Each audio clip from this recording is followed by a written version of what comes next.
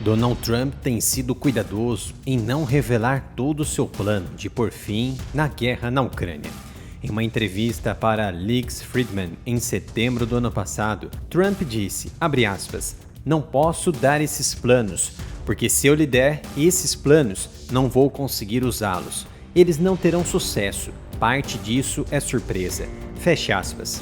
Na campanha eleitoral, Trump fez promessas de acabar com a guerra na Ucrânia em 24 horas. No entanto, em 12 de dezembro, ele disse à revista Time que o Oriente Médio é um problema mais fácil de lidar com o que está acontecendo hoje com a Rússia e a Ucrânia.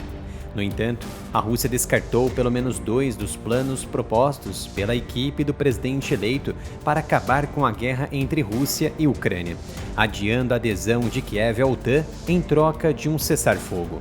A vitória de Trump nas eleições presidenciais em novembro, suas repetidas críticas à Ucrânia e ao financiamento dos Estados Unidos para Kiev e sua promessa de acabar com a guerra em apenas um dia, quando estivesse, é claro, no poder, geraram preocupações entre os aliados da OTAN sobre os compromissos que ele poderia exigir da Ucrânia. Mas a rejeição pelo Kremlin do que supostamente é um elemento-chave da proposta de trégua encaminhada pela equipe de Trump ressalta os alertas de alguns analistas que alertaram contra a suposição de que a Rússia necessariamente terá o fim da guerra garantido em seus termos. Então, qual é a proposta de Trump para a paz na Ucrânia? E quais os possíveis elementos que a Rússia rejeitou? E por quê? Não sabemos exatamente quais são todos os planos planejados pela equipe de Donald Trump, mas temos uma boa dimensão de quais os elementos estão presentes neles e qual o tópico que a Rússia rejeitou neste momento. Em 6 de novembro, o Wall Street Journal informou que os planos de Donald Trump para uma trégua na Ucrânia envolvem adiar a adesão de Kiev à OTAN em 20 anos, citando 3 fontes próximas de Donald Trump. O vice-presidente de Trump, J.D. Vance, revelou detalhes potenciais do plano de Trump em uma entrevista para Shaw Ryan Show, exibida em setembro. J.D. Vance disse que a atual linha de demarcação entre a Rússia e a Ucrânia se tornaria uma zona desmilitarizada, fortificada para que a Rússia não invadisse novamente. Essa zona desmilitarizada abrangeria quase 1.290 quilômetros de extensão. Embora ainda não esteja claro exatamente quem policiaria essa zona, um membro não identificado da equipe Donald Trump disse que o cano da arma será para a Europa. Vance também sugeriu que, sob o plano, a Ucrânia teria que ceder parte de seu território ocupado à Ucrânia, incluindo partes de Luhansk, Donetsk, Kherson e Zaporizhia. A Rússia tomou posse de cerca de 20% do território ucraniano desde 2014. Em 27 de novembro, Trump nomeou o general aposentado Keith Kellogg como seu enviado especial para a guerra Rússia-Ucrânia. Em abril, Kellogg foi coautor de um artigo de estratégia, sugerindo que os Estados Unidos poderiam continuar armando a Ucrânia, dependendo de Kiev concordar em participar de negociações de paz com Moscou. O artigo de Kellogg também sugeriu que a OTAN poderia suspender a adesão da Ucrânia e que a Rússia poderia receber algum alívio nas sanções em troca de sua participação nas negociações de paz. Na entrevista à revista Time, Trump também criticou a Ucrânia por lançar mísseis em território russo em novembro, escalando o conflito aos últimos patamares antes de um ataque nuclear.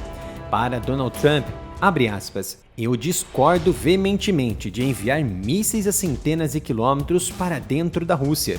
Por que estamos fazendo isso?" Fecha aspas, disse Trump, acrescentando que isso só aumentaria a guerra.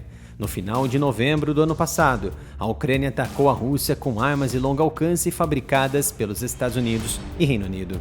Isso ocorreu depois que o presidente ucraniano Volodymyr Zelensky pressionou os Estados Unidos e o Reino Unido em permitir que a Ucrânia usasse os mísseis para atacar dentro da Rússia, o que era anteriormente restrito e quase impossível. No entanto, as possíveis ideias principais do plano em permitir a entrada da Ucrânia na Aliança do Atlântico e estabelecer uma força de paz no país foram rejeitadas permanentemente pela Rússia. Apoie o meu trabalho comprando as camisetas e outros produtos da loja oficial, umapenca.com/área militar. Cada compra vai ajudar na continuidade do meu trabalho, em trazer muito conteúdo para vocês. Durante uma recente entrevista coletiva, o presidente Putin rejeitou a ideia de que um adiamento da adesão da Ucrânia à OTAN seria satisfatório o suficiente para Moscou, rejeitando então a primeira proposta de uma trégua na guerra. O próprio Putin também disse que, embora não saiba os detalhes do plano de Trump, o atual presidente Joe Biden fez uma sugestão semelhante em 2021 para adiar a admissão da Ucrânia em 10 a 15 anos. Segundo Putin, em termos de distâncias históricas e prazos, este é o momento para isso. Que diferença isso faz para nós, hoje, amanhã ou daqui 10 anos?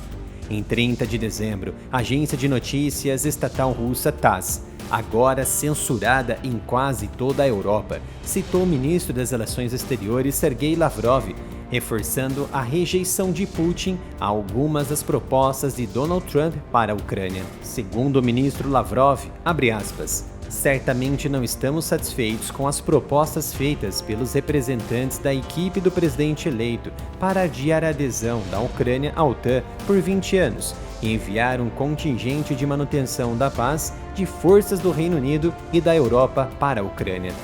Analistas dizem que Putin está blefando, já que ele quer um acordo, e para isso jogará duro na preparação para as negociações, rejeitando tudo, mas que ele precisa de um acordo, pois não pode sustentar uma guerra longa, dadas as enormes baixas e gastos impressionantes e nunca antes vistos desde a Segunda Guerra Mundial. Assim como a área militar, este novo canal Analytics é dedicado a assuntos de geopolítica e defesa, mas diferente do área militar, não foi censurado pelo YouTube. Então me dê um apoio, se inscreva e ative as notificações.